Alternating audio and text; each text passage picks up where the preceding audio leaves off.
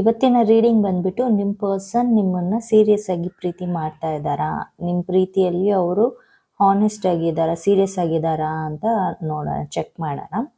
Okay, ಇವಾಗ already ಯಾರು confident ಆಗಿದ್ದೀರಾ, ನೀವು ಇಬ್ರು ಸೀರಿಯಸ್ ಆಗಿದ್ದೀರಾ ನಿಮ್ಮ ಪ್ರೀತಿಯಲ್ಲಿ ಅಂತ ಅವರಾದ್ರೆ ಏನು ನೋಡೋ ಅವಶ್ಯಕತೆ ಇಲ್ಲ. ಇಲ್ಲಿ ನಿಮ್ಗೇನಾದ್ರೂ ನಿಮ್ಮ ಪರ್ಸನ್ ನಿಜವಾಗ್ಲೂ ಸೀರಿಯಸ್ ಆಗಿದ್ದಾರಾ ನಿಮ್ಮ ರಿಲೇಶನ್ಶಿಪ್ಪಲ್ಲಿ ಅಂತ ತಿಳ್ಕೊಬೇಕು ಅಂತ ಇದ್ರೆ ಮಾತ್ರ ನೋಡಿ. ಆ್ಯಂಡ್ ಇದು ಜನರಲ್ ರೀಡಿಂಗ್ ಆಗಿರುತ್ತೆ, ಪರ್ಸ್ನಲ್ ರೀಡಿಂಗ್ ಅಲ್ಲ. ಸೊ ನಿಮ್ಗೆ ಎಷ್ಟು ರೆಸೊನೇಟ್ ಆಗುತ್ತೋ ಅಷ್ಟು ಮಾತ್ರ ತಗೊಳ್ಳಿ, ರಿಮೈನಿಂಗ್ ಇಗ್ನೋರ್ ಮಾಡಿ. ಓಕೆ, ಇವಾಗ ರೀಡಿಂಗ್ ಒಳಗಡೆ ಹೋಗೋಣ. ಇಲ್ಲಿ ಬಂದಿರೋ ಕಾರ್ಡ್ಸ್ ಬಂದು 3 of cups, 3 of wands and 9 of pentacles. ಈ ಪರ್ಸನ್ ನಿಮ್ಮ ಜೊತೆ ಸೀರಿಯಸ್ ಆಗಿದ್ದಾರಾ ಅಂತ ಕೇಳೋದಾದ್ರೆ ಡೆಫಿನೆಟ್ಲಿ ಎಸ್ ಅಂತೀನಿ. ಅದ್ರ ಬಗ್ಗೆ ಯೋಚನೆ ಮಾಡಬೇಕಾಗಿಲ್ಲ. ಮೇ ಬಿ ಇಲ್ಲಿ ಸ್ವಲ್ಪ ಜನ ಲಾಂಗ್ ರಿಲೇಶನ್ಶಿಪ್ಪಲ್ಲಿ ಇರೋದು ಕಾಣಿಸ್ತಾ ಇದೆ. ಇನ್ನು ಇಲ್ಲಿ 3 ಆಫ್ ಕಪ್ಸ್ ಕಾರ್ಡ್ ಬಂದಿರೋದ್ರಿಂದ ಅವರು ನಿಜವಾಗ್ಲೂ ನಿಮಗೆ ಕಮಿಟ್ಮೆಂಟ್ ಕೊಡ್ತಾರೆ ಅಂತ ಹೇಳ್ತೀನಿ. ಆಮೇಲೆ ಅಂದರೆ ಅವ್ರಿಗೆ ಮೈಂಡಲ್ಲಿ ನಿಮ್ಮ ಜೊತೆ ಮದುವೆ ಅಥವಾ ಒಂದು ಎಂಗೇಜ್ಮೆಂಟ್ ಅನ್ನೋ ಥಾಟ್ಸ್ ಅಂತೂ ಅವ್ರ ಮೈಂಡಲ್ಲಿ ಇದೆ, ಅದು ಕಾಣಿಸ್ತಾ ಇದೆ.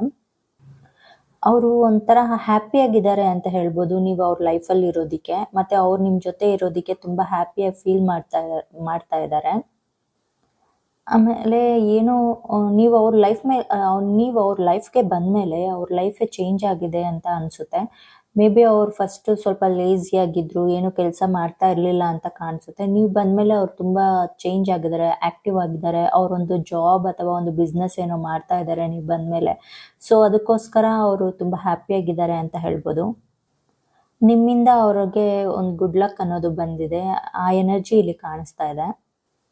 ಇನ್ನು ಇಲ್ಲಿ 3 ಆಫ್ ವ್ಯಾಂಡ್ಸ್ ಇರೋದ್ರಿಂದ ಅವ್ರಿಗೆ ತುಂಬ ಆಪ್ಷನ್ಸ್ ಇದೆ ಅನ್ನೋದನ್ನು ಕಾಣಿಸ್ತಾ ಇದೆ. ಬಟ್ ಆಪ್ಷನ್ಸ್ ಏನೇ ಇದ್ರೂ ಅವರು ನಿಮ್ಮನ್ನ ಚೂಸ್ ಮಾಡ್ಕೊಂಡಿದ್ದಾರೆ. ಅವರು ನಿಮ್ಮ ಮೇಲೇ ತುಂಬ ಸೀರಿಯಸ್ ಆಗಿದ್ದಾರೆ. ಆಮೇಲೆ ಅವ್ರು ನಿಮ್ಮನ್ನ ತುಂಬ ಕೇರಿಂಗ್ ಆಗಿ ನೋಡ್ಕೊಳ್ತಾರೆ ಅಂತ ಕಾಣಿಸುತ್ತೆ.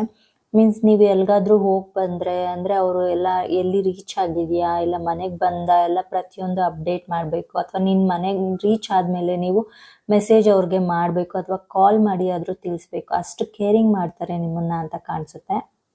ಅಂದರೆ ಅವರು ಫ್ಯೂಚರ್ ಬಗ್ಗೆ ತುಂಬ ಕನಸು ಕಟ್ಕೊಂಡಿದ್ದಾರೆ ಮತ್ತು ತುಂಬ ಪ್ಲ್ಯಾನ್ಸ್ ಮಾಡಿ ಅದ್ರ ಬಗ್ಗೆ ವರ್ಕ್ ಕೂಡ ಮಾಡ್ತಾ ಇದ್ದಾರೆ ಅಂತ ಕಾಣಿಸುತ್ತೆ. ವೆರಿ ಗುಡ್ ಪರ್ಸನ್ ಅಂತ ಕಾಣಿಸ್ತಾ ಇದೆ. ನೀವು ಯಾರ ಜೊತೆ ಕನೆಕ್ಟ್ ಆಗಿದ್ದೀರೋ ಅವ್ರು ಒಳ್ಳೆ ಪರ್ಸನ್ ಅಂತ ಕಾಣಿಸ್ತಾ ಇದೆ. ಆ್ಯಂಡ್ ಇಲ್ಲಿ 9 ಆಫ್ ಪೆಂಟಿಕಲ್ಸ್ ಕಾರ್ಡ್ ಬಂದಿರೋದ್ರಿಂದ ಅವರು ಸ್ವಲ್ಪ ನಿಮ್ಮ ಬಗ್ಗೆ ಥಿಂಕ್ ಮಾಡ್ತಾ ಇದ್ದಾರೆ. ಅಂದರೆ ಅವ್ರು ನಿಮ್ಮನ್ನು ತುಂಬ ಮಿಸ್ ಮಾಡ್ಕೊಳ್ತಾ ಇರೋದು ಕಾಣಿಸ್ತಾ ಇದೆ. ಅಂದರೆ ಅವರು ನಿಮ್ಮನ್ನು ಇವಾಗ ಸದ್ಯಕ್ಕೆ ಮೀಟ್ ಆಗ್ತಾ ಇಲ್ಲ ಅಂತ ಕಾಣಿಸ್ತಾ ಇದೆ. ಮೇ ಬಿ ಅದು ಲಾಂಗ್ ಡಿಸ್ಟೆನ್ಸ್ ರಿಲೇಶನ್ಶಿಪ್ಪಲ್ಲಿ ಇರೋದ್ರಿಂದ ಅಂತ ಕಾಣಿಸುತ್ತೆ.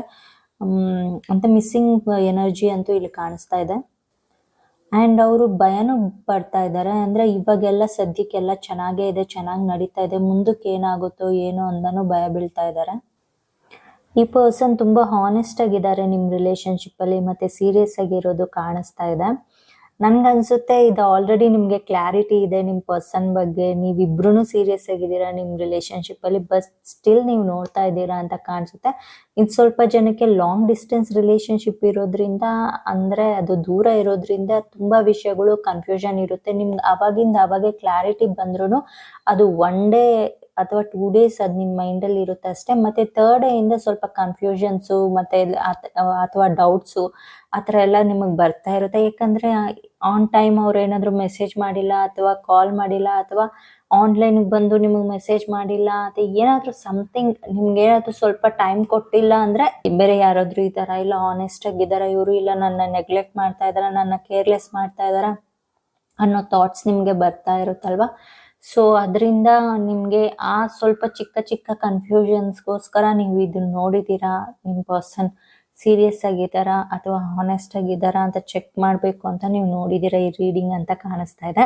ಫೈನಲ್ ಆಗಿ ನಾನು ಹೇಳೋದೇನೆಂದರೆ, ಇಲ್ಲಿ ಬಂದಿರೋ ಕಾರ್ಡ್ಸ್ ಪ್ರಕಾರ ನಿಮ್ಮ ಪರ್ಸನ್ ತುಂಬ ಹಾನೆಸ್ಟ್ ಆಗಿದ್ದಾರೆ, ಸೀರಿಯಸ್ ಆಗಿದ್ದಾರೆ, ನೋ ನೀಡ್ ಟು ವರಿ ಅಂತ ಹೇಳ್ತೀನಿ. ನೀವಿಬ್ರು ಆಲ್ರೆಡಿ ಅಂಡರ್ಸ್ಟ್ಯಾಂಡಿಂಗಲ್ಲಿ ಇರೋದನ್ನು ಕಾಣಿಸ್ತಾ ಇದೆ.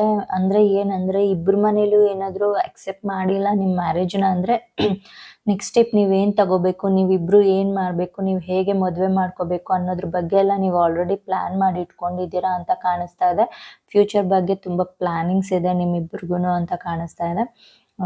ಬಟ್ ಹಾನೆಸ್ಟ್ ಪರ್ಸನ್ನೇ ನಿಮಗೆ ಸಿಕ್ಕಿದ್ದಾರೆ. ನೀವು ತುಂಬ ಲಕ್ಕಿ ಅಂತ ಹೇಳ್ಬೋದು. ಮತ್ತು ನೀವು ಸಿಕ್ಕಿರೋದು ಕೂಡ ಅವರು ತುಂಬ ಲಕ್ಕಿಯಾಗಿ ಫೀಲ್ ಮಾಡ್ತಾ ಇದ್ದಾರೆ. ಮೇಡ್ ಫಾರ್ ಈಚ್ ಅದರ್ ಅಂತಲೂ ಹೇಳ್ಬೋದು. ಅಂದರೆ ಎಲ್ಲ ಕಾರ್ಡ್ಸು ಇವತ್ತೆಲ್ಲ ಪಾಸಿಟಿವ್ ಆಗಿ ಬಂದಿದೆ. ಸೊ ಖುಷಿ ಆಗ್ತಾ ಇದೆ, ಎಲ್ಲ ಪಾಸಿಟಿವ್ ಆಗಿ ಬಂದಿದೆ ರಿಸಲ್ಟ್ ಅಂತ. ಓಕೆ, ನಿಮಗೆ ಇದು ರೆಸೊನೇಟ್ ಆಗಿದೆ ಅಂತ ಅಂದ್ಕೊಂಡಿದ್ದೀನಿ. ನಿಮಗೆ ಇಷ್ಟ ಆಗಿದ್ರೆ ರೀಡಿಂಗ್ ಪ್ಲೀಸ್ ಲೈಕ್ ಮಾಡಿ, ಶೇರ್ ಮಾಡಿ, ಕಮೆಂಟ್ ಮಾಡಿ ಮರಿದಿರಾ, ಆ್ಯಂಡ್ ಸಬ್ಸ್ಕ್ರೈಬ್ ಮಾಡಿ. Thank you.